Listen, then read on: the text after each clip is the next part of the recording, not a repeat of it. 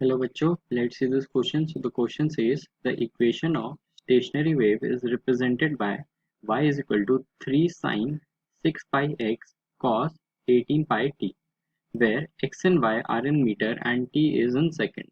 Calculate the wavelength, frequency and angular frequency and time period of the interfering waves. So इस question में हमें एक equation दी है stationery waves की और हमें जो इसके बारे में वेवलेंथ, फ्रीक्वेंसी, एंगुलर फ्रीक्वेंसी और टाइम पीरियड पूछा जा रहा है.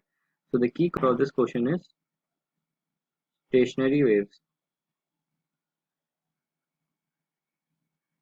तो अगर हम पहले देखें तो यहाँ से हमें इक्वेशन गिवन है, वो है y is equal to 3 sine 6 pi x cos 18 pi t. ये हमें इक्वेशन गिवन है. और अगर हमें पता अगर साइन और कॉस दोनों गिवन है तो जो इक्वेशन होती है स्टैंडिंग वेव्स की स्टैंडर्ड वाली होती है 2a sine omega sorry 2a sine kx into cos omega T. ये हमारी स्टैंडर्ड इक्वेशन होती है. यहाँ से हमारी जो 2 है इसकी जो वैल्यू आ रही है वो आ रही है 3 कंपेयर करने से, और जो के की वैल्यू आ रही है वो आ रही है 6 पाए, और जो कॉस थीटा है सॉरी तो जो ओमेगा है उसकी जो वैल्यू आ रही है वो आ रही है 18 पाए.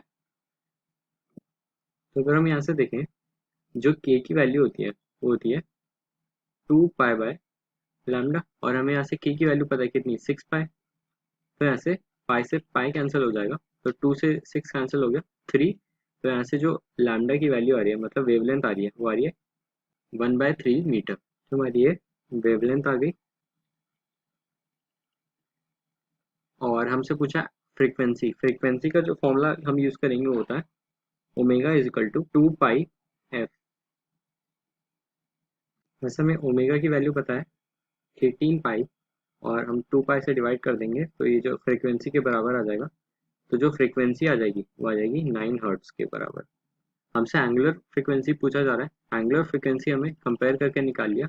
एंगुलर फ्रीक्वेंसी आ रहा है ओमेगा इज इक्वल टू 18 पाई के बराबर. हमसे अब टाइम पीरियड पूछा जा रहा है, तो जो टाइम पीरियड का जो फॉर्मूला होता है वो होता है हो जाएगा 2 पाई बाय ओमेगा. तो यहाँ से 2 पाई बाय 18 पाई, तो यहाँ से जो टाइम पीरियड की वैल्यू आ रही है वो आ रही है 1/9 second. So these are the final answer. Hope you understood it well. Best of luck.